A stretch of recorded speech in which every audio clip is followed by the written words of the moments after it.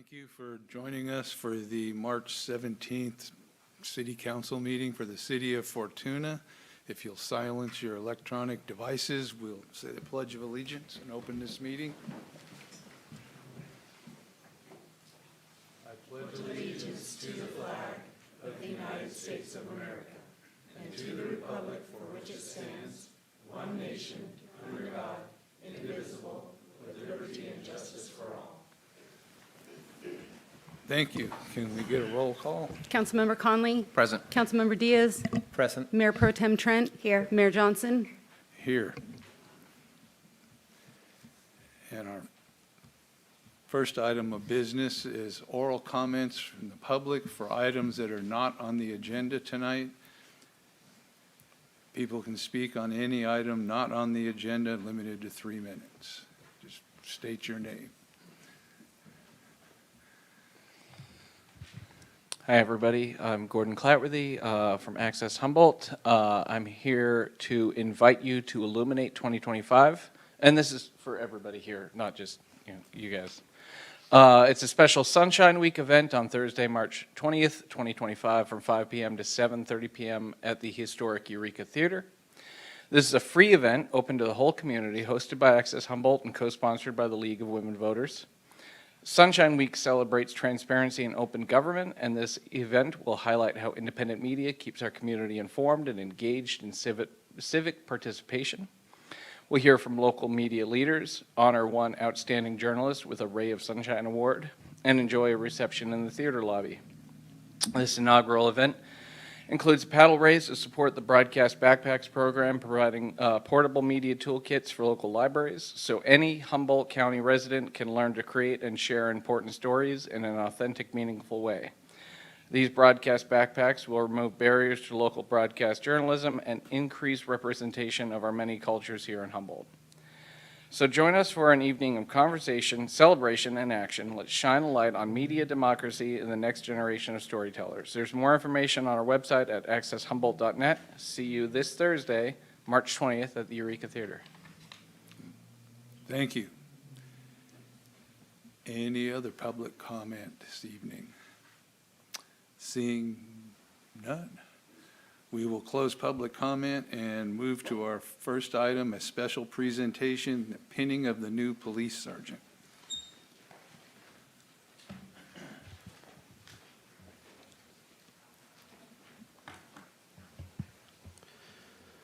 Good evening, Mayor Johnson and Honorable City Council. It is my esteemed honor and pleasure tonight to make a promotion and to celebrate the promotion of Ryan Richardson to the position of police sergeant. Quite frankly, this is a promotion that I have wanted to do for some time, so I'm glad that we finally got there. I wanted to talk a little bit about Ryan as a person and just talk about kind of how I got to know Ryan when I first got here to Fortuna. He is the type of individual that has a deep sense of values and an authentic concern and care for the people that he works with, his family, and the community members. I don't think in 25 years that I've ever worked with another law enforcement officer that has legitimately shown every member of the community in every interaction the amount of empathy and respect that Ryan shows them.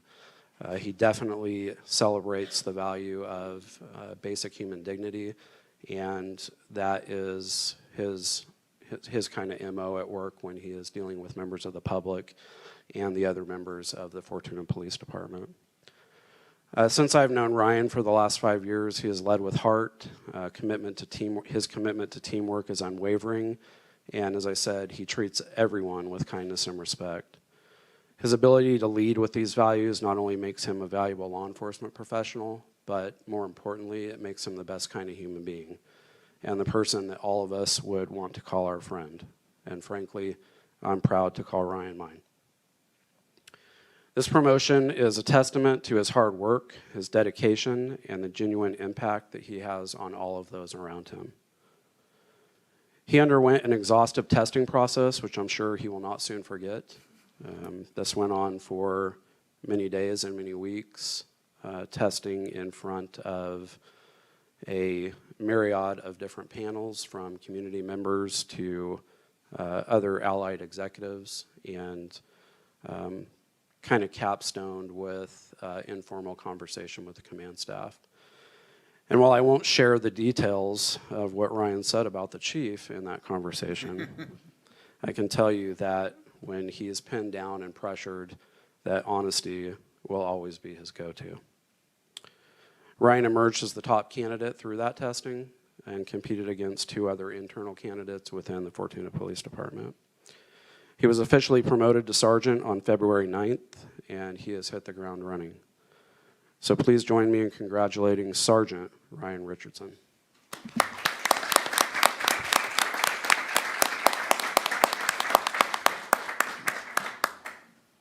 Thank you, Chief, for those kind words. It is an honor and privilege to accept this promotion to continue to serve the city of Fortuna. I've been in law enforcement for 20 years now. I moved here when I joined the Fortuna Police Department all those years ago, and am proud to make Fortuna my home, and I look forward to continuing my service. Thank you.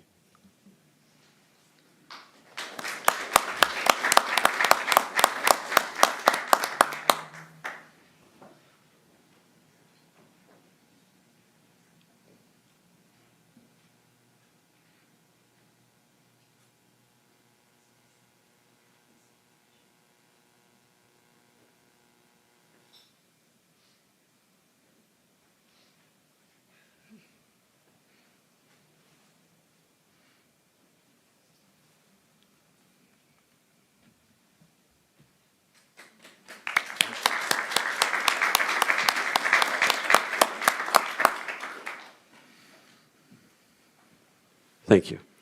Thank you, and congratulations, Sergeant.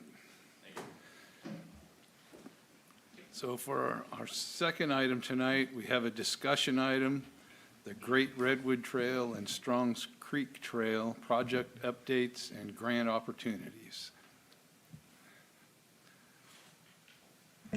Excellent. Thank you, and good evening, Honorable Mayor and City Council. I am just working on launching my PowerPoint here, so bear with me for one moment.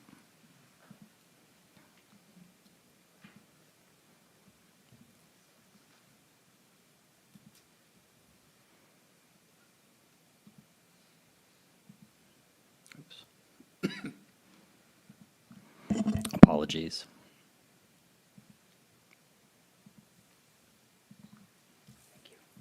So while I get this PowerPoint launched, I'll just start with providing a little bit of an introduction to the item in addition to the guests that we have here this evening. So including myself, who will be presenting the main purpose of this item, which is to get the direction from the council if the council would like city staff to move forward with pursuing grant dollars, specifically through the State Coastal Conservancy, in this particular case for advancing the Great Redwood Trail and the city's John Campbell Memorial Greenway Trail here in the city of Fortuna.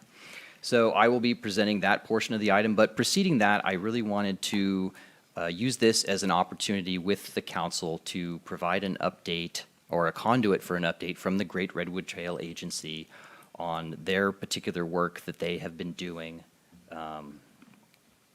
bringing along the Great Redwood Trail Master Plan and the other work they've been doing on trail segments here in the region. So we do have with us the Executive Director from the Great Redwood Trail Agency, Elaine Hogan, and then also participating virtually, we do have Hannah Barty with the State Coastal Conservancy, who is a Great Redwood Trail project manager and has been integral in working together with us to develop this. So without further ado, I'm going to get this launched into full.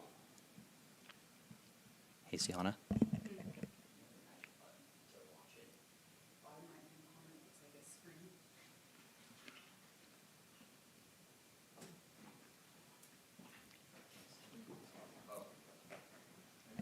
Yeah, all good. Apologies.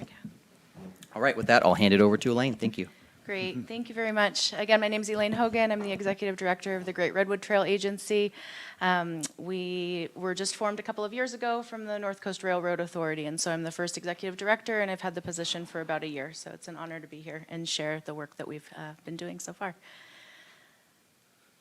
So just for those of you that may not know, the vision of the Great Redwood Trail is San Francisco Bay to Humboldt Bay along the former railroad corridor, and the southern portion is still an active railroad corridor with SMART running commuter trains and completing their segments of the trail down there. And so really the vision is to transform the railroad corridor, which we know here locally has not been active for quite some decades, into a real community asset and an economic driver for the region. So some of the goals in doing all that planning that we've been doing, as Brendan mentioned, through our master planning process over the last couple of years, is really looking to create that world-class recreational experience that accommodates a variety of users and expands our network of green infrastructure, so both recreation and active transportation along this corridor. Also providing access to state parks and other public lands is a key goal of the project. Some other goals around restoration and promotion of resilient ecosystems. We have a huge opportunity to clean up the legacy of the railroad industry through development of the trail projects in various areas. And so that includes things like restoring sensitive plant and animal species, aquatic habitats, and also the preservation of cultural resources is of utmost importance. And really improving fish passage barriers, that we have inherited as a legacy of the former use of the corridor. Some of the goals that are probably most important to you all here in the city and regionally when we think about the benefits of a project like this really comes down to economic development and vitality, and also the health benefits to the citizens of all of our communities. And so we had an economic benefits analysis done a couple of years ago that really highlighted in Humboldt County specifically that the trail, when fully developed, so bay to bay, so all 300 miles, has the potential to bring in about $48 million annually to Humboldt County. So that mainly is in the form of recreation and tourism benefits, so people, out recreating, spending money on lodging, shuttle services, lodging, restaurants, other sorts of tourism that springs up, gear rental, things like that. Specifically for the city of Fortuna, our economic benefits assessment broke down county by county and also city by city. And so you can see here the breakdown for Fortuna in terms of benefits to the city. And so again, a lot of recreation and tourism, benefits for your retail businesses that exist, and also the potential for new businesses to form that we haven't even envisioned yet.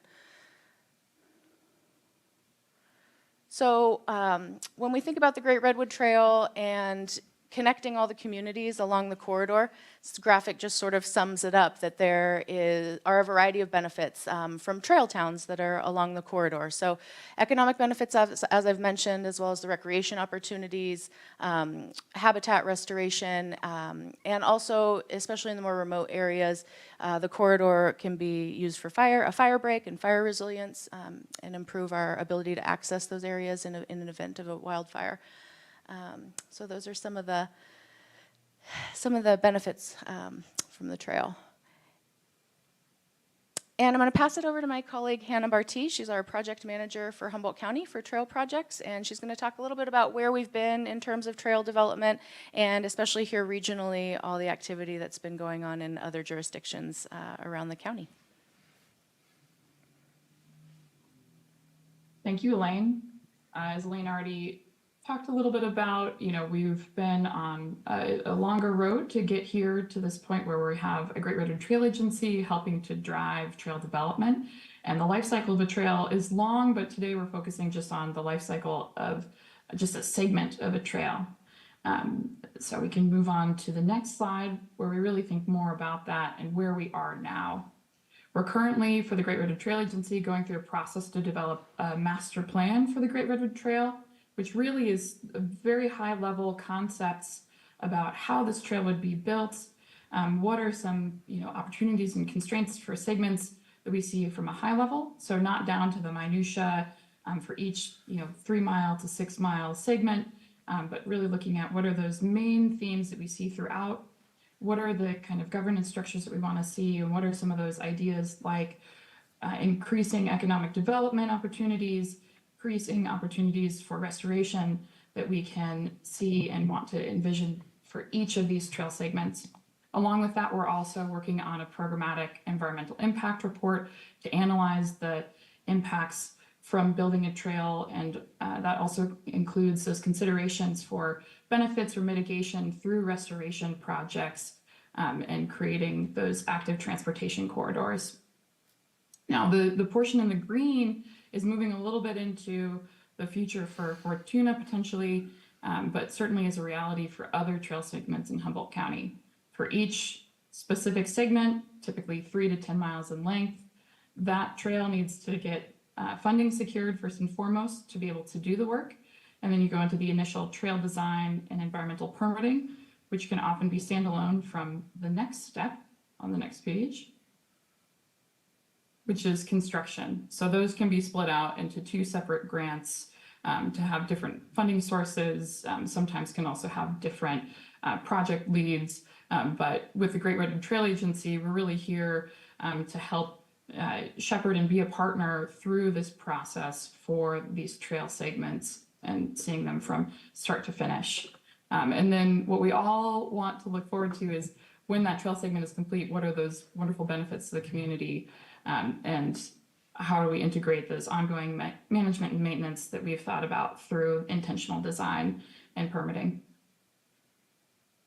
There is a lot of activity for Great Redwood Trail development around Humboldt Bay. I'm sure folks have seen some of the construction. If you're traveling between Eureka and Arcata on the safety corridor, you're actively seeing the Humboldt Bay Trail South portion being built out, and that's estimated to be complete by this summer. And with that portion complete and the existing segments in Blue Lake and City of Arcata, City of Eureka, with those portions, we'll see about 11 miles now complete, and then we'll get up to, with that portion for the Humboldt Bay Trail South, and then also for a portion in City of Arcata that's moving into construction, almost 19 miles of continuous trail. So you could bike from South Eureka, from the Elk River up to the Mad River continuously, and we expect those 2 projects that are currently in construction, that Humboldt Bay Trail South and the City of Arcata project, to be complete by end of 2027, so just a couple years from now. And so looking further south and thinking about Fortuna, we're going to go to look at sort of how this fits in regionally and take a look at one of the maps that we've got going on. So this map potentially might be a little bit small for you in the room, but just at high level, looking at around Humboldt Bay, that long continuous stretch that I was talking about really is reaching from, Mad River down to the Elk River, and it's heading in the direction of Fortuna. So we have prioritized in our draft master plan these segments that are from South Eureka to College of the Redwoods, and then College of the Redwoods through Lolita to Fernbridge, and then Fernbridge through Fortuna, reaching down to Rio Dell. Because we have heard through our community outreach the need for active transportation corridors, for commuters, as well as more recreation opportunities for folks looking to get out and do everyday trips. So Fortuna is right smack in that high tier. Again, for the draft master plan for the Great Redwood Trail, we really just look at high-level concepts and what could be possible, analyzing some opportunities and constraints.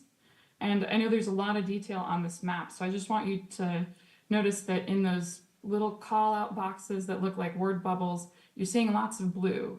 The blue are all the opportunities that through the draft master plan we've identified, and they're mostly focusing on opportunities to connect different parts of the community to the Great Redwood Trail as a through corridor and connection to different places in Humboldt County, as well as connecting people to businesses, schools to other locations in the community. And there's just one orange box on here, which is one of the small constraints that we've identified in this area. So for us, we see Fortuna as not just a high need in terms of tier one priority, but also a high feasibility, and that there's more opportunities than constraints for this particular segment. And I want to make sure that we've got some time for questions and comments for Elaine and I, and then I know Brendan will be talking more specifically about some of those portions within Fortuna and what he as a city staff is looking for direction on related to some potential grant funding. So I now welcome questions. Any of the council have questions? Council, how about members of the public? Are you gonna, is public comment now on this item Yeah. before the rest of the presentation's done? Well, she was asking for questions, so I just wanted to get her before she had to leave. We don't see any, so we can have the grant opportunity and. Excellent. Well, I'd just like to say thank you, Elaine, for your participation, and Hannah as well. It's been a pleasure to get this far, and we will jump right in with that to the, kind of why the Public Works Department is bringing this as a potential opportunity to you, the council, this evening. So trails in Fortuna have long predated, what's now been recently envisioned as the Great Redwood Trail. So about 10 or 15 years ago, the city took off on one of our first major trail project directives as part of the 2010 general plan, and that was the development of the Strongs Creek Trail, which would be a Class 1 trail connecting the city's River Lodge to Newburgh Park and beyond into the Headwaters Forest as part of its vision. So with that, in 2014, the city completed a master plan to help guide and push the vision of that trail in that direction. In 2016, the city completed what we call the Complete Streets Connectivity Study, which looked at how we would integrate these trails with the freeway interchanges, which of course are the biggest constraint that we see in developing trails, but improving our transportation network in the city of Fortuna. And lastly, one of the more recent areas we've been working on trails in the city of Fortuna has been through our interchange projects, which are both currently progressing through the Caltrans design and environmental standard of project delivery and development. One is in our environmental document phase, and Kenmar is in our plans, specifications, and engineering estimate phase. So through these two projects, we've had to figure out how we are going to bring non-motorized users across the freeway and ultimately through the interchange areas, given that there are there's no infrastructure for this use right now currently. With that, it is folded in coordination with folks such as Elaine and Hannah and others with the Great Redwood Trail Agency and the Coastal Conservancy, and then other stakeholders as well. So because we've kind of had this in the forefront of our discussion, it's really kind of made staff take a step back and realize that, we've focused very heavily on our interchange projects, and for good reason, but there's this whole other opportunity where we could also be considering how we would develop the trail network as part of the overall goal of transportation improvements in the city of Fortuna. And so with that, I kind of wanted to go over some other reasons as to why staff feel like there's certainly the momentum and the interest for us to push forward with seeking ways to do these improvements. And first and foremost, I'll say that if we were to move forward with getting designs and permitting and other things in place for the Great Redwood Trail or the John Campbell Trail segments in Fortuna, it would significantly increase our competitiveness for grant funding. Staff over the years have gone for a number of federal implementation grants for our interchange projects because ultimately, due to the size and scope and scale of those projects, those are the types of funding sources we're going to need to deliver them. And one thing we found in working with different grant opportunities and looking at different notice of funding opportunities is really having that full story, having these trail networks be connected to destinations and not just end at the termination of the project area for the interchange is really important. So we'd really love to position ourselves to have the planning work, the environmental work done to the same level as the interchange work, not only so that we don't miss any opportunities with the design itself, but just so that as we package grant opportunities to try and get implementation funding, we're telling a better story and we're delivering a better improvement. With that, some other things, as Elaine and Hannah touched on, the Great Redwood Trail or the John Campbell Trail would provide really a great alternate transportation opportunity for non-motorized users throughout the city and through the region, as well as a first-of-its-kind recreational opportunity in the city.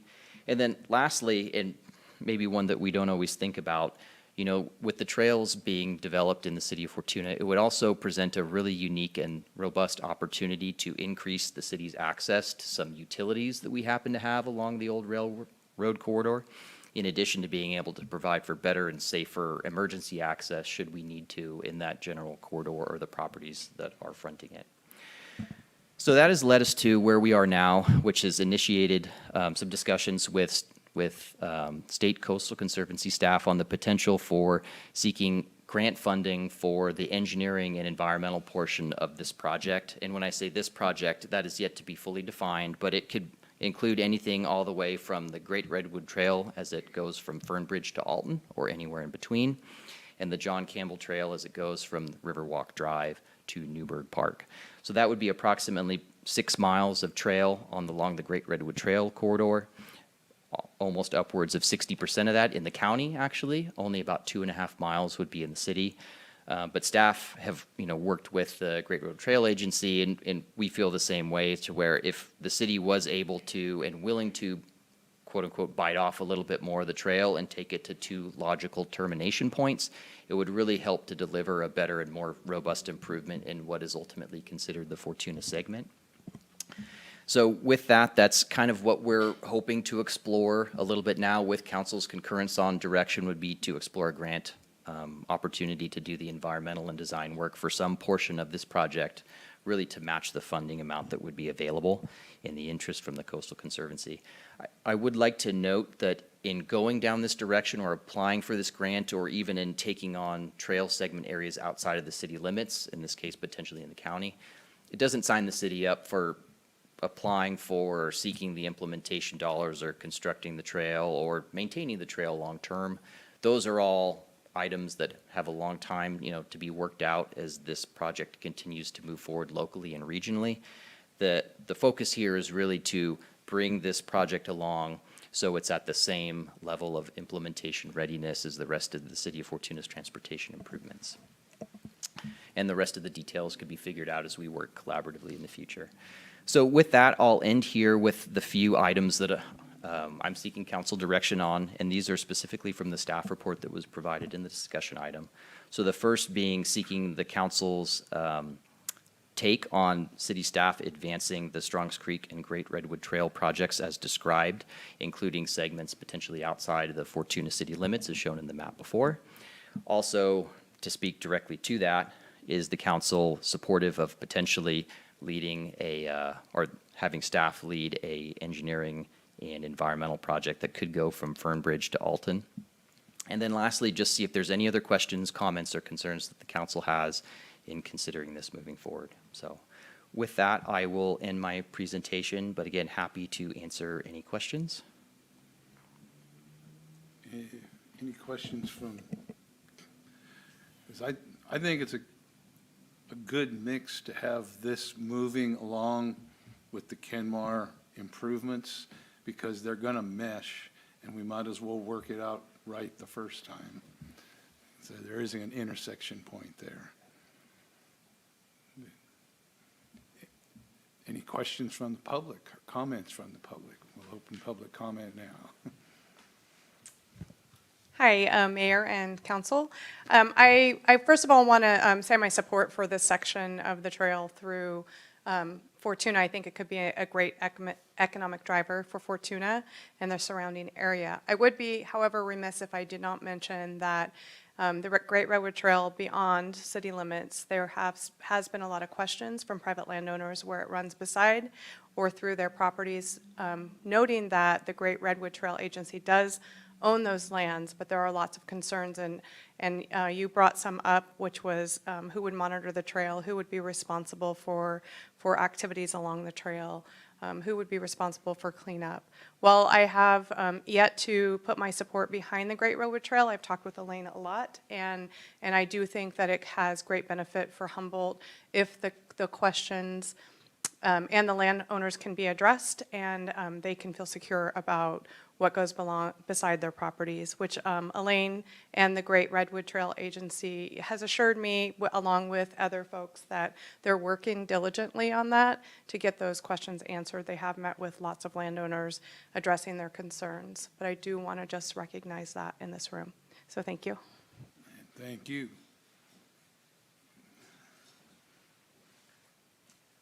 Yes, Orville Garrison, resident of Fortuna. In some respect, I think I want to echo a concern or an issue that the supervisor just remarked on. I think that it's important for the council and for the residents of all of Fortuna who have an interest in this trail concept, which I am personally interested in also, to hear more as this project unfolds about the maintenance aspect of the trail. It's disappointing when certain trails get established, and they get established with considerable fanfare in the community, and then some years go by and we see what has become of the trail. And I'm right now specifically referring to what we have been calling for a while the Went Trail. The Went Trail is not as well used at all as it once was when it was first inaugurated, and it's become somewhat of an eyesore, such that it's not a place that you really want to take family, friends, and visitors to the community to walk along. So I guess my comment is, as this project proceeds, the Strong's Creek Trail, the Great Redwood Trail, let's not lose sight of the need to keep in our minds just what agency is going to take on the task of seeing to maintenance. Otherwise, we create something that ends up becoming I'm not sure the metaphor is appropriate, but kind of a trail white elephant. Thank you. Thank you. Any other? Well, there is, as I said, the intersection of Kenmar and the Great Redwood Trail. As you move further up, there's the intersection of private property segments going through town and the Great Redwood Trail. So I don't envy the job of working with all those private property owners and the trail authority and such as that. But it's something that has to be done. And so. I have a comment. Yes. My biggest concern with this is down in Sacramento, I've seen some trails that were built, and they're awful now. They're filled with homeless camps, and so you've took nice land that was open land and put the trails in there so people could walk, and it's not pretty anymore. And that's my biggest concern with this. I love the trail along the river down here. That's a great walking, and that's been kept up very nice. If the rest of the trails could be kept up like that and we didn't have to worry about homeless camps moving in, that would be great. But that's my biggest concern, and from what I hear from landowners too, they're concerned about who's going to be walking through their property and whether they're going to be staying there or not. And I agree with that sentiment, but at the same time, in many years of the fire department, that Great Redwood Trail that is not a Great Redwood Trail right now is that right now as it is. So I think this will help bring a little more life to that area where it'll deter people that want to stay there because there's nobody there. When people are biking by or riding by, they don't want to stay there. So I agree that the concern is there, but I definitely think it's something we go into because that area right now, especially I'm going to call out in front of the old Palco lot, that's where that is. So if we can clean that up and make that a nice accessible trail for people to ride and bike on, the more the better. So. That's my hope. Yeah. I think that's all our hope, is that as it's developed and once the agreements come about, but the long term, it is going to be the maintenance. That's what happened to the Went Trail, was there was no person to drive that any longer. So the maintenance started being lacking, and with it now it's overgrown and not used as much. And it's a bummer that that happened, but that's, the long-term thing is going to be the maintenance. So I guess my recommendation is for you to continue developing a grant, and I would say from Alton to Fernbridge, I think is the better choice there. I will agree. Excellent. And so I guess with that, we will proceed. Of course, this is the very early stages of this item, and we very much wanted to get it in front of the council, in front of the community, kind of at ground zero, if you will. So there'll be plenty of opportunity to bring this back with some findings and, what a grant may look like. And again, just to echo, we are at the beginning phases, and the work we're proposing, wouldn't go into these next phases where, of course, staff has identified a lot of the same concerns.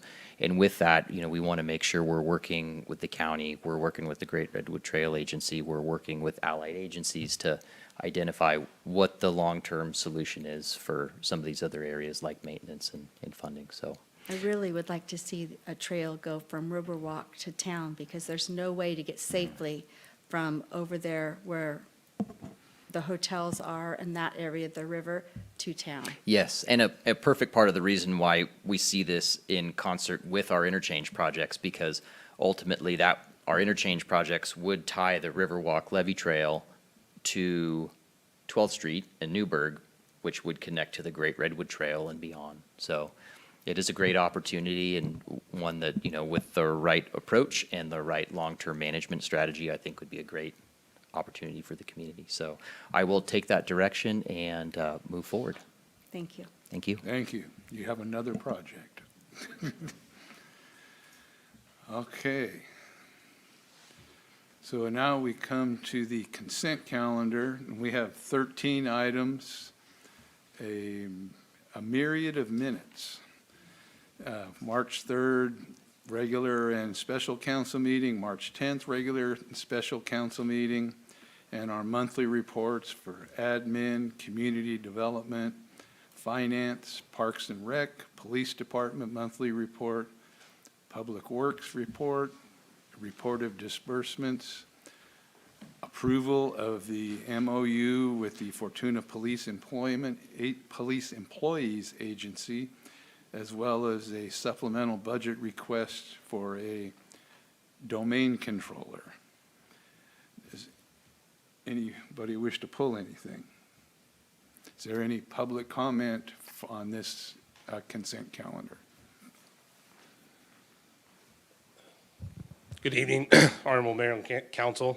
Justin Primo Forey. I'm the president of the Fortuna Police Employees Association.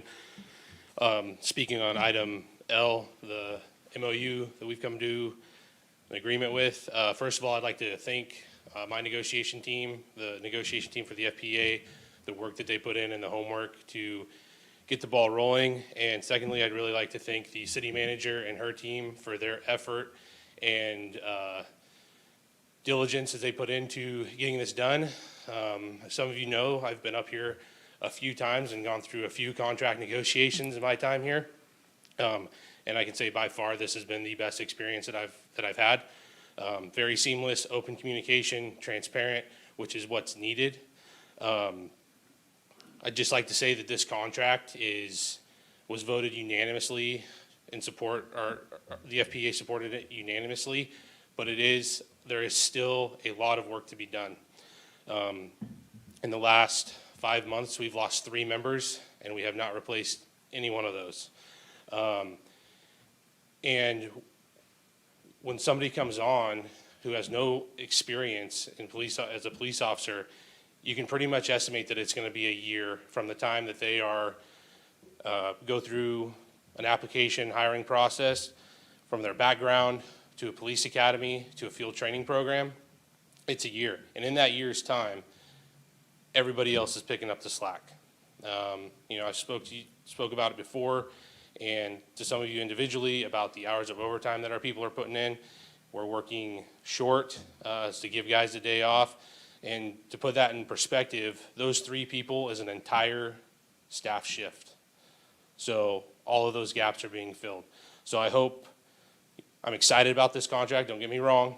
It's great, but moving forward, this conversation can't end here. We need to keep talking about it and not wait until 2027 when we're going to come back. Thank you. Thank you. Any other public comment? Well, we'll close public comment. I don't have anything to say. Go No, ahead. I was going to make a motion to approve the That's what I consent was going calendar. to do. Go ahead. You just did. Did you make that motion? Okay, second. Have a motion and a second. All in favor? Aye. Aye. Opposed? None. Thank you. Now we move to city council business. First item is filling a city council vacancy.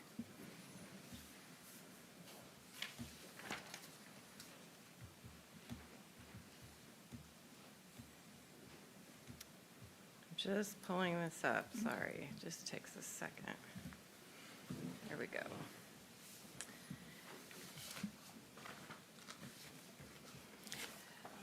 So, Mayor and council members, I'm here to present some options to fill the vacant city council seat.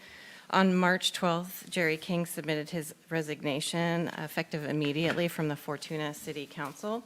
And so I'm here to share some options with you. You have three options to fill this vacancy, and this vacancy is for approximately 4 years. The term will end at the end of 2028. So your first option is to make an immediate appointment.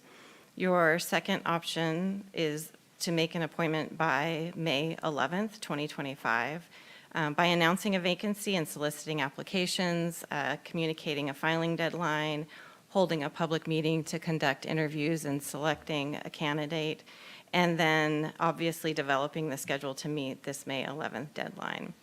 Or your third option is to call a special election by May 11th, 2025. This is not recommended because this will cost between roughly $35,000 to $55,000. So the process that I recommend that your city council pursue is announcing a vacancy to solicit applications beginning tomorrow, March 18th. And then the filing deadline would be April 18th, 2025, and then we would hold a special public meeting to conduct interviews and select the applicant on April 28th, 2025. And I would be happy to answer any questions, and I should add that this is the process that is being recommended that was just followed, that your council selected Mr. Diaz. Any comments from the council? Opinions? I'll wait till after public comment. Okay. Well, I do have one item to read into public comment that came via email. And it starts from Mr. Clyde Smith, starts, concerning the upcoming vote to fill the city council vacancy, I would like to recommend that if the current city council members choose to hold another interview and vote process for interested applicants, to have the interviewees present at the meeting in person.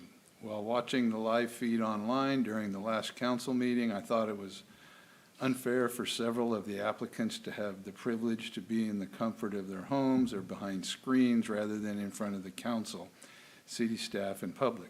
Furthermore, depending on the order in which they were interviewed, they would have the opportunity to see how the prior applicant answered the provided questions and could adjust theirs accordingly. They might have been in the waiting room, but had access to the live feed from Access Humboldt. If the council and city staff, including the city attorney, choose to allow applicants to interview online, I suggest these applicants go first so that there is no unfair advantage. Lastly, if interviewing online is an option, please make that clear during the application process. Reviewing the original language in the past staff report, that did not seem to be an option. I appreciate the opportunity to present these ideas and hope they are considered. Please be sure to have this public comment read into the public record during the public comment period. I apologize for not including Councilmember Diaz in this email. Is not currently listed on the county, he says county, but it means city website. Neither is the city manager, Amy Nilsson, so I do hope that is updated shortly. Sincerely, Clyde Silversmith, Fortuna resident. So that has been read into the public comment and will be taken in accordingly. So is there any comment from the public here?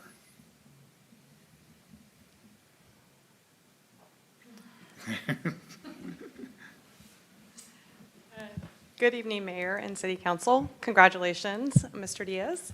I wanted to say that I think that unfortunately, you guys are in this position again, and I do like the process that happened before.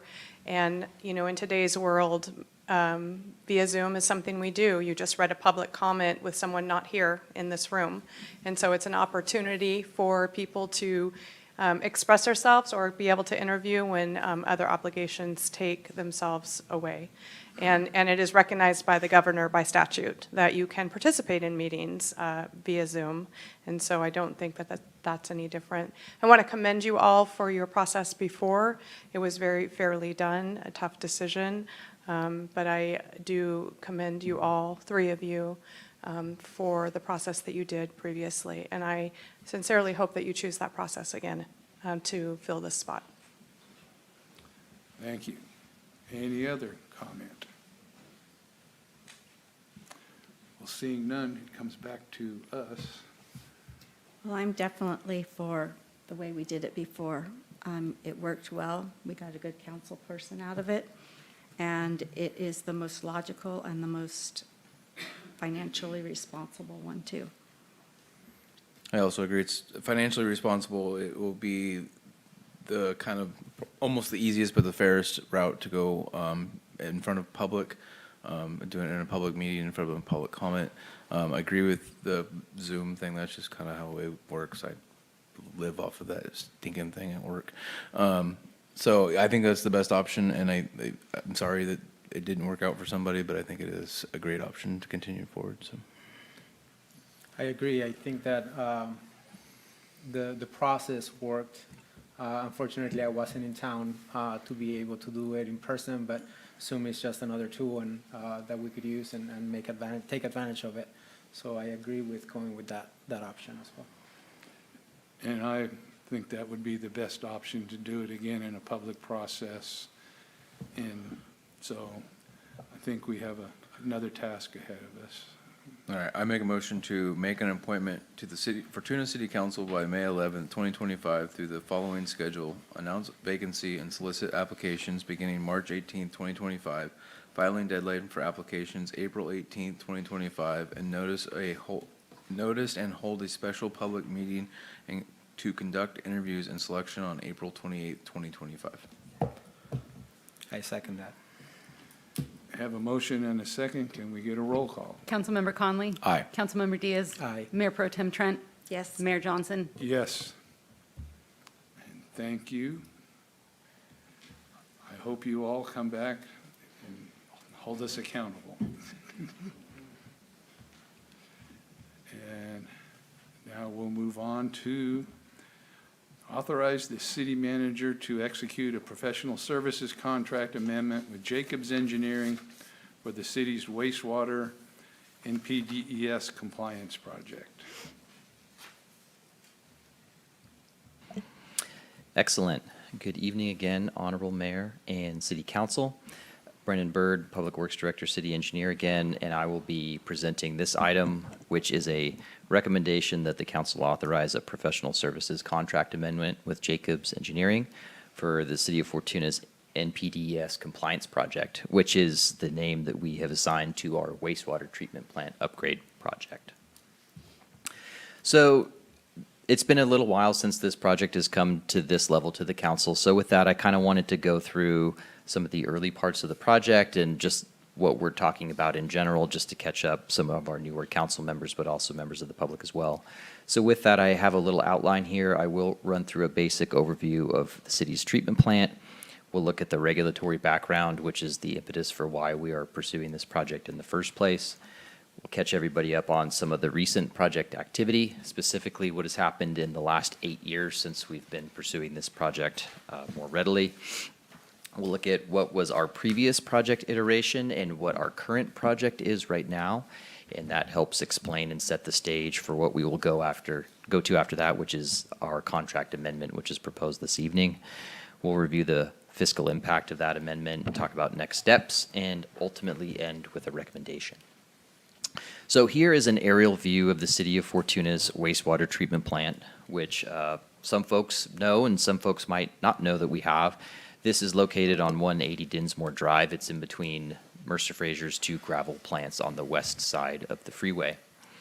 Our treatment plant is a conventional secondary activated sludge plant. We have a primary treatment system, we have a secondary treatment system, and we disinfect our effluent before discharge, either currently to the city's percolation ponds or Strong's Creek, depending on the time of year. We also have a solids handling system where ultimately we pull the solids out of the wastewater stream and we process those and actually produce Class A compost, which is given away. Shout out to our compost operations. This week, actually, Monday through Friday during business hours, people are welcome to come down to the facility and get compost should they care to have some for their spring gardens. We also have an operations and lab presence down there. That's where we have some of our professional staff in the public works realm, including myself. We also operate a certified water and wastewater lab. So moving on into the regulatory compliance issues that are ultimately compelling the city to do these projects in the first place. So in 2017, the city was issued two orders, one being a compliance schedule through the city's NPDES permit, and another a time schedule order, which was issued by itself, but in concurrence with the compliance schedule. So basically, the city is under two orders, one to move or to otherwise change the conditions of the city's effluent discharge during the discharge prohibition period, which is generally the summer months in between May 15th and September 30th. The board is asking that the city pursue a project that would move the discharge location from the city's current percolation ponds because of the fact that the ponds have some connection to the river, and with that, it's in violation of the current North Coast Basin Plan, which says during that time you can have no connectivity with effluent discharge and surface waters at all, whether or not it's harmful or not. So moving to the second piece, we have our NPDES compliance schedule where every permit, the regional board or the state board in some cases puts forward more conditions for dischargers or permittees to meet. In our 2017 permit, it was required that the city begin treating to remove nitrogen species from the wastewater effluent to a certain limit. And currently the plant that the city operates does not treat for nitrogen. So these are the two orders that we've had since 2017, and this is, again, kind of the guiding doctrine of why the city is moving in the direction of doing this project in the first place. So with that, again, in 2017, we got these orders, and this will be kind of a step-by-step of between when the orders were issued, where we are now, and where we're going, just to kind of catch everybody up.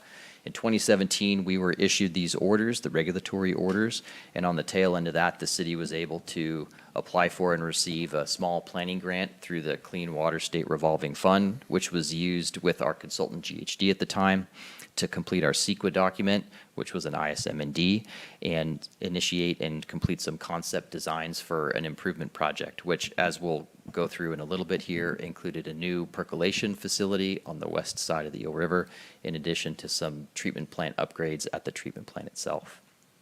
At the tail end of that environmental phase and the preliminary concept design phase, which satisfied a number of deliverables from our time schedule order and our compliance schedule, the city moved forward with actually competitively procuring a new engineering consultant for the final design phase.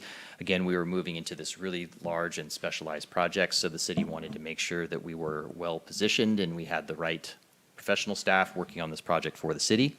That culminated in October of 2020. When we brought to the City Council a recommendation that we award an engineering contract to Jacobs Engineering in the approximate amount of $2.8 million to design a bid-ready package for the project as it was envisioned at that time. So in early 2021, we pulled the contract together, got everything going, kicked off the project, and that first year was really targeted on doing the preliminary studies that would support some of the engineering design. So at that time, we were looking at the percolation ponds field across the river, which would have included a pipeline to connect that facility over to the treatment plant. So we did a number of investigations, including topography and permitting. We did some geotechnical borings. We did some geophysical investigations to see what was underneath the ground at that time. And that really took up a lot of 2021, and we were just entering into the phase where we were going to start kicking off our engineering design portion of that project. When in 2022, 2023, it became evident through some various studies and working with the regional board that the project as we envisioned, which would have included the percolation ponds, or sorry, again, percolation field on the other side of the river, was not going to be feasible. And when I say not feasible, basically our findings at the time were that the facility itself would operate and ultimately have a lot of the same issues or limitations that our current discharge location has, albeit slightly less pronounced, we'll call it. So with that, city staff felt very hesitant to continue marching forward down a project path, that would cost potentially tens of millions of dollars, and ultimately result in a system that didn't operate appreciably better or meet the basin plan objectives appreciably more than our current system does now. So with that hesitancy, we took a little bit of a step back and we did some additional work ultimately to really figure out and make sure that we were going down a project direction that would be robust and that would be able to be operated long into the future. So in 2023 and 2024, the city kind of reversed or changed course. We were added to the regional board's triennial review list, which is where we are actually eligible to seek an exception to the basin plan through our permit that could allow us to use our existing percolation ponds into the future if it is found that even though there's a connection, it doesn't create an issue in the river during the discharge time. So we are currently pursuing that. We have been added to that list as of 2024. We also used Jacobs to complete a funding application update for our grant funds request through the Clean Water State Revolving Fund, and we did update our CEQA document as well. That brings us up to 2024, and I promise this slide will end at some point. In 2024, once we kind of reauthored what our initial phase was going to be for this project, then we took a step back and reinitiated a lot of our pre-design activities, really focusing on identifying what our current constraints are, what our potential future constraints are, and how we mold a project ultimately that will be robust and last the test of time moving forward. So with that, that culminated in completing our project vision report, if you will, in late 2024. And now we're to the point where we are ready to proceed full blast into our engineering design phase for our new project. So that is kind of between 2017 and now. And the important one to note there at the bottom in the red box is the fact that our current regulatory orders have us completing this project by December 31st, 2027. So to touch on what our previous project was, because again, knowing what the project was versus what it is now is an important consideration in a contract amendment. This is a basic sketch of the previous project as it was visioned at the time we put it out to proposal in 2020. So in summary, we were looking at a new pipeline that would connect to essentially a leach field on the west side of the river, about a 1 to 2 acre leach field facility that would have taken our treated effluent and discharged it to groundwater similar to what we do now on our side. There would also be some modifications to our existing aeration basins and our existing blowers in order to retrofit those basins so that they could treat nitrogen in addition to the types of treatment that they provide now. Moving over, and unfortunately this is a little bit busier, not quite as nice as the aerial, but this is a sketch of what we are proposing for our new current project moving forward. So the first thing you'll notice is there's no picture of the river.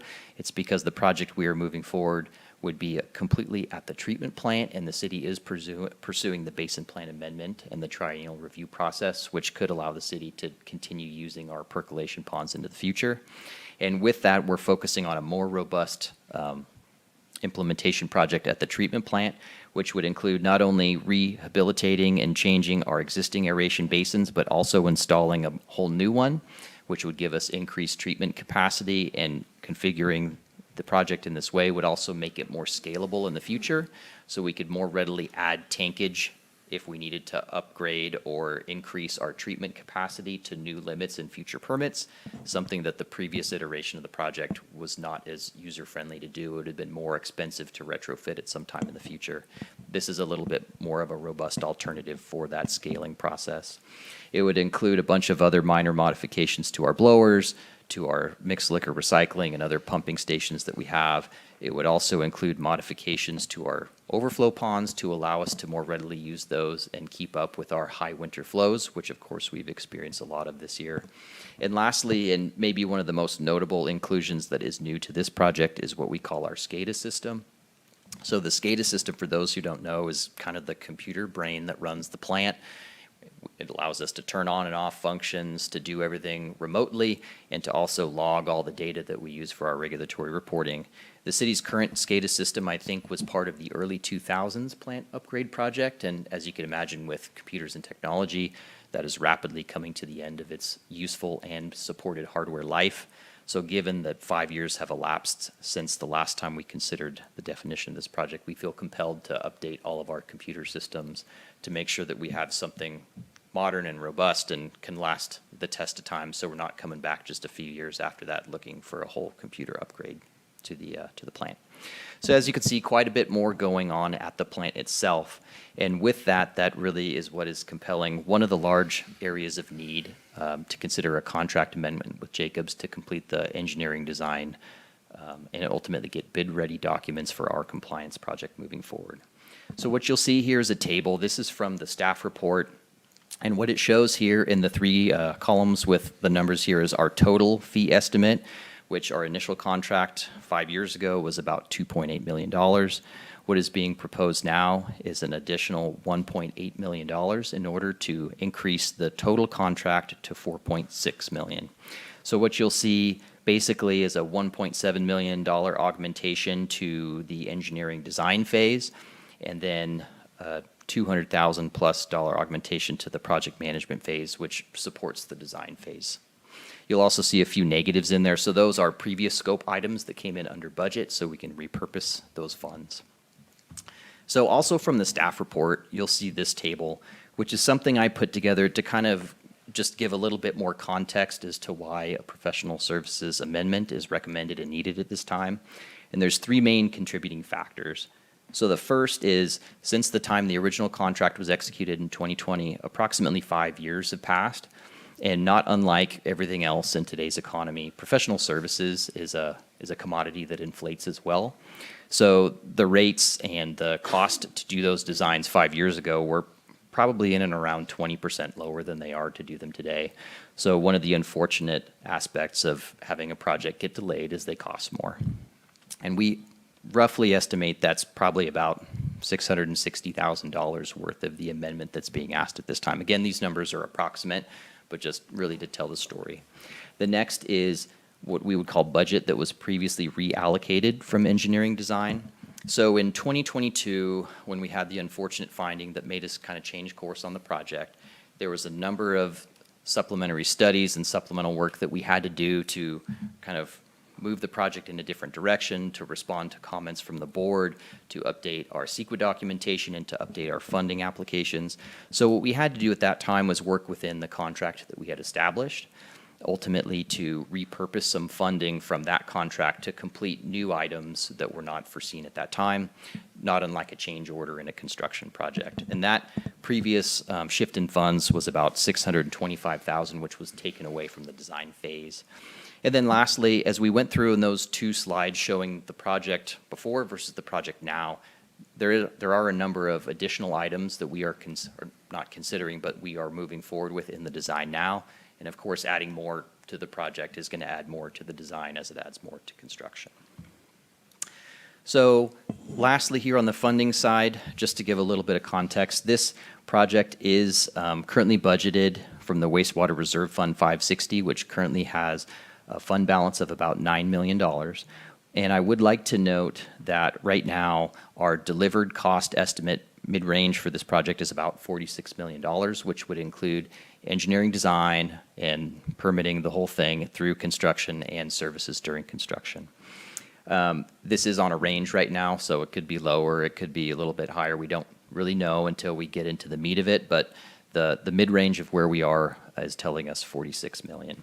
So of course, as the council is aware, as the community is aware, last year in early July, the city enacted the first year of our rate study, or what was involved in our 5-year rate study. And one of the largest compelling reasons we moved that forward, although not the only one, because we have other projects as well, but one of the largest ones, or not the one of, but the largest, was this project. So we included that in our rate study and rate adjustment strategy to the tune of an escalated cost of about $40 million in city funding, which would be done with some reserve funds as well as debt service on low-interest loans that could be obtained through the Clean Water State Revolving Fund, and then about $6 million in what the state calls principal forgiveness, which is essentially grant funding through the Clean Water SRF. So I guess the important thing to take away is right now, our projected project delivery cost to get to final delivery is roughly matching the budget that we have available now, even with the increase in the professional services contract being considered this evening. So going to schedule and next steps, what staff is ultimately proposing and hoping to do is to get concurrence on finalizing the contract scope and fee, which includes this amendment that's being presented this evening. And then some of our bigger ticket things we're focusing on getting through this year is finalizing our Clean Water SRF funding application with the state board, which would lock in a number for principal forgiveness, as I noted before, in addition to low-interest loans, and just really help the city understand what kind of external funding help we are going to get. In the summer of 2025, we do anticipate receiving a draft copy of our updated NPDES permit, which is the permit issued by the regional board that we operate our treatment plant under, and that'll have some updates in it to our NPDES compliance schedule and time schedule order to address potential extensions to our compliance deadlines, because as I noted right now, they're December 31st, 2029, or 2027, sorry, is when we need to have these constructed by in our current orders. We're hoping in the next few years to finalize the triennial review process, which will inform if the city can continue to use our existing percolation ponds. We're hoping that maybe around a year from now, certainly in early 2026, that we have our engineering design completed and we are ready for bid. And we are targeting right now, to the extent we can, having our project fully constructed by the regulatory timeline of December 31st, 2027. So I know that was a lot, so I'll end here with my staff recommendation, and by all means, we have time for any questions you may have. But it is staff's recommendation that the council authorize the city manager to execute a professional services contract amendment in the amount stated on the slide, in addition to establishing a contract not to exceed amount of $4.9 million, which would include the contract amendment as shown, and then provide, as noted in the staff report, a little over $200,000 of additional contingency that staff could add to the contract should extra services or unknown conditions arise during the design. Thank you for the time. Okay, that's a lot. I'm just reading and thinking and visioning. I'm thinking the piping and the leach field with the gallery, that's a lot of piping, but it's low tech. And what we're going to be looking at now, if we're going to we have exceptional quality compost to get into the triennial review and be authorized to continue to discharge to the perk ponds, we're probably going to have exceptional quality effluent. And I think nitrogen and phosphorus is one thing, but pin flock and other things are going to be a factor in it too. And I noticed there's a membrane in there. Is that for effluent or? Yeah, we looked at a number of different alternatives in order to do the nitrogen treatment, and one of them could have been a membrane. What we are moving forward with now is what's known as an MLE style system, which more closely mirrors the types of technologies that we have actually at our current treatment plant. It just includes some additional kind of almost low-tech process to it. When I say low-tech, it is robust and it's very tried and true in the industry, but it doesn't have a lot of moving parts. It's not a novel approach for doing it that has stuff like that.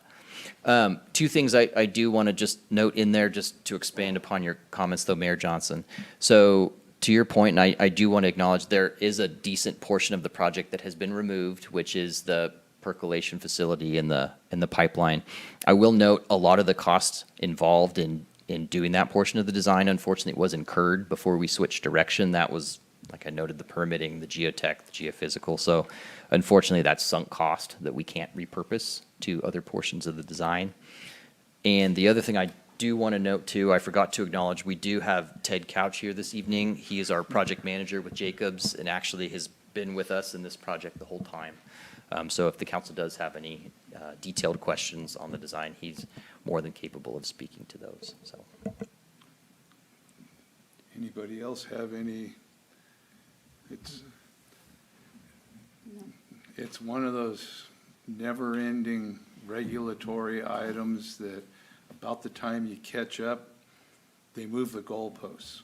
It's like trying to buy land to have a discharge field. And so, is there any public comment on this item? State mandates not withstanding, it's okay. Well, we'll close public comment and I make a motion to approve a professional services contract amendment in the amount of $1,829,722 with Jacobs to provide engineering and support services for City of Fortuna wastewater NPDES compliance project CIP 0171 and establish contract not to exceed limit of $4,900,000. Could you make that last word? I second. Councilmember Conley. Aye. Councilmember Diaz. Aye. Mayor Pro Tem Trent. Yes. Mayor Johnson. yes. Okay. I commend you for your endurance. Likewise. Well, we come now to the city manager's report.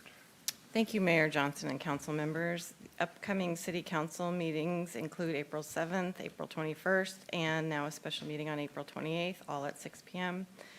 Planning Commission is March 25th and April 8th at 6 p.m. Measure E is tomorrow evening and April 1st at 5:30 p.m.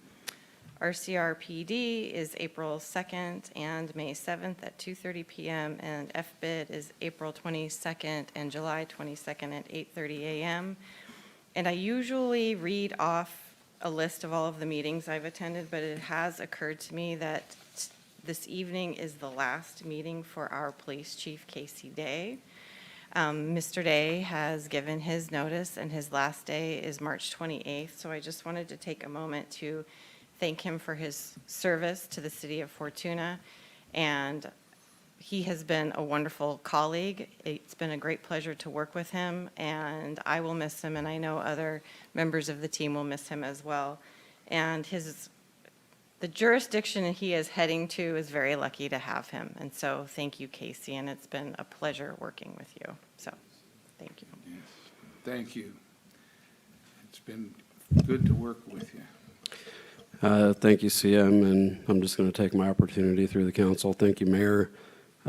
It's bittersweet. The Fortuna will always have a special place in my heart, and I leave knowing that the police department and the city are in good hands, but I assure you, you have not seen or heard the last of me. But thank you very much.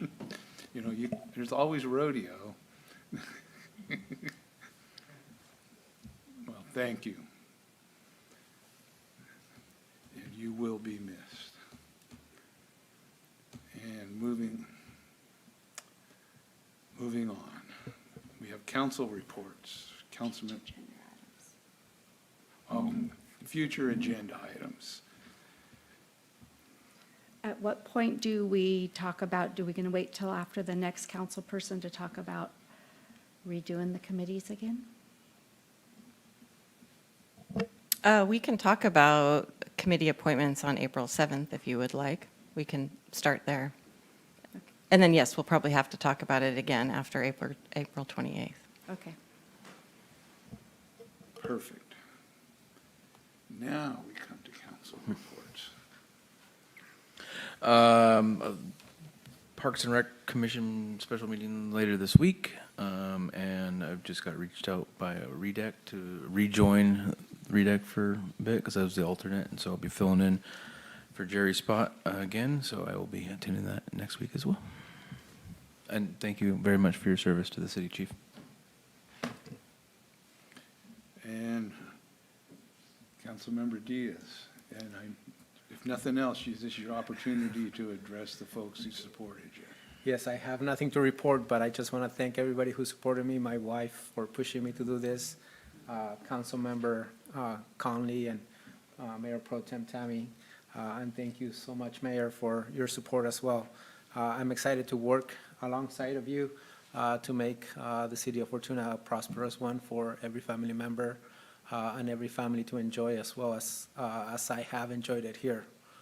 So thank you, and thank you, Chief, for your service here to the city. And Mayor Pro Tem Trent. Okay. First, I want to report that the Measure Z meetings, the county's tax measure, have been completed, and the recommendations have been moved on to the Board of Supervisors, and the school resource officer has been recommended to be funded by that. So I'm hoping that the Board of Supervisors, generally, they do follow the recommendation. And the Drug Task Force officer still falls under the 3-year plan, so that will be reallocated next year. So I'll keep you up on that, but those are both looking good. I just got back from the League of California Cities meeting in Willits. The drive down was horrible. I hit the biggest snowstorm, slush. It was not fun. My hands fell asleep from the grip on the steering wheel, but made it there fine and made it back. It was a very informational meeting. We had a program from the CAL FIRE about the fire maps that they are sending out to the cities. They've sent them all out. The city, ours goes to, because Fortuna doesn't have the fire department, it's a special district, so it went to them. It looks as if Fortuna is moderately in the moderate zone, which is good. They did say at the presentation that the maps won't have any influence on insurance agencies, which I'm hoping it's true. They said they can't cancel houses that fall into the high danger zone, which I hope they follow that. And so the fire department will be adopting that. The maps that they sent out can be made more stringent, but they can't be made more lenient. So the fire department has to go with what their recommendation is. We went over a few bills that are not complete yet. They have to go back one more time for any changes before they're actually adopted and will come forward. There were some interesting ones there. One of the ones that I am strongly supporting and will ask for letters of recommendation from our city is there's one that has to do with FEMA funding. Our small cities do not qualify for FEMA funding. We could be totally destroyed and we don't meet the FEMA rates. So this one I'm very excited about. This one was mainly written after Ferndale, or after Riadel's damage that they did, because they weren't able to get any funding for that. So I'm very excited about that one and hope that one moves forward. I'll keep everybody informed on that one. And there was a couple other ones that are still questionable but are good. I will bring those back after I find out for sure what those bills, whether they're going to go or whether they're not.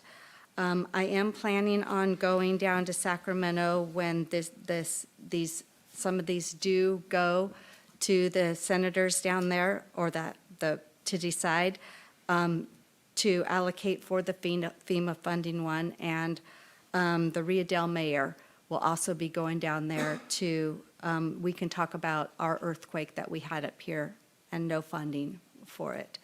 So that's pretty much all I have to report. All right, well, it seems like that's the theme of the day is legislation, because I spent 2 hours today on a Zoom meeting with a legislative update, and I saw that bill come across with our legislative analysts. So that's a good one for our region. Another one that I think could be good is, and came in through the public safety, which you're still on the public safety, yeah. So we have another advocate there. But it was regarding revoking PRCS, which is the public resource, for lack of a better way to put it, a different type of probation. And it's revoking it after the third time that someone violates. Now, there's some that might think that that's 2 times too long, but that's better than what we have today. So that's one of the ones that I'm going to watch closely. There are some regarding fire and wildfire mitigation, allowing mitigation work to go, like clearing brush, thinning trees, cutting weeds. Right now, if you do that, you have to go through the whole CEQA process. And by the time you get done doing that, you don't have to worry anymore because the fires come through and burned everything up. So this is an opportunity to do some mitigation ahead of time. And I have a whole list of those sitting safely at home that I'm going to bring back for the next council meeting. I also attended a historical commission meeting last week where we talked about some more about the publications that are done there at the museum with Alex Service, the curator, and Susan O'Hara, the chair of the Historical Commission. And they are both authors, and they both do a great job. Alex and Susan are working on a book about the floods of Humboldt County dating back to Native American times because they're documented and they can read back on that. And Alex is also doing thing on the Chinese in Humboldt County. So there's a lot of things moving forward. I do have an HCOG meeting coming up on Thursday, and I'm pretty sure I'll have something to report out about that at the next council meeting. And that's about what I have now myself. Any other items from the council? We'll entertain a motion to adjourn. Make a motion to adjourn. I second. Motion to adjourn. All in favor? Aye. Opposed? None? We are adjourned.